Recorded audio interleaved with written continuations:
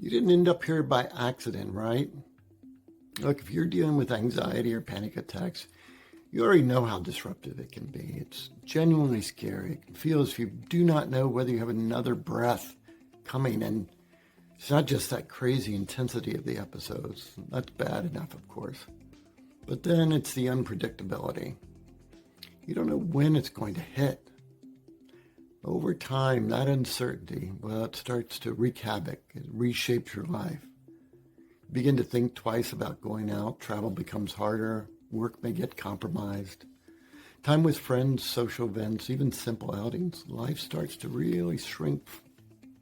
Not because you want that, of course, but because you're trying to avoid that moment, that surge, that intense fear, heart racing, chest tight, breathing changes, feeling that something is seriously wrong. Many people who we work with have been to the ER more than once, had the cardiac workups, the lab test. Everything comes back normal, of course, and yet it keeps happening. Now, that could be you, and you're left managing something that doesn't make sense. It scares you beyond explanation, and worse, it may feel completely out of your control. Hi there, I'm Dr. Randy Cale. I work with adults who are dealing with panic, anxiety, and a nervous system dysregulation at the deepest levels. Because here's a piece most of them haven't been informed about. They haven't told you this. The panic is not a thinking problem. It's a brain and nervous system problem. You can understand the triggers. You can practice the breathing. You can talk through it in therapy. And all those can help sometimes. But when your brain is wired to overreact, when it's too sensitive to internal signals, when it misfires into a full alarm response, no amount of insight can fully override that.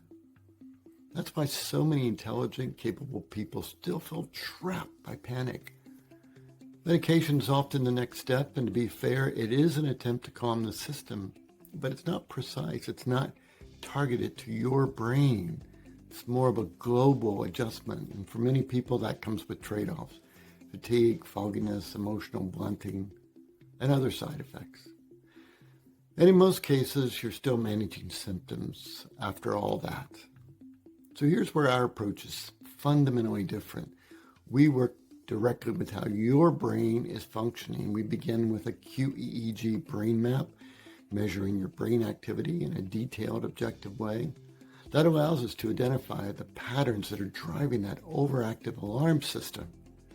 Then we train the brain directly using neurofeedback. This isn't talk therapy. It's not willpower. It's not forcing change. It's not painful. Your brain is receiving real-time feedback about its own activity, and with repetition, it begins to self-correct. Gradually, the system becomes more stable, less reactive, more predictable. Here's what that translates into in real life, right? Panic attacks that become less and less. A nervous system that doesn't overreact to normal sensations. Confidence that grows in your body again, and the ability to re-engage with life with confidence and without calculating what if. That's the shift people are really looking for. Not just coping better, not just getting by, but the idea that your life is opening up again. If you've tried the traditional routes and you're still struggling with this, it may be time to approach it differently. If you like, we can have a conversation. I offer a free consult. We'll talk through what you've been experiencing. I'll answer your questions to help you understand whether this approach makes sense for you.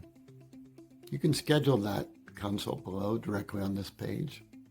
And keep in mind, you don't have to keep living in the fear of more panic the same way you've been. There's a path forward to a calmer, more reliable nervous system and a calmer, more enjoyable life. You deserve that.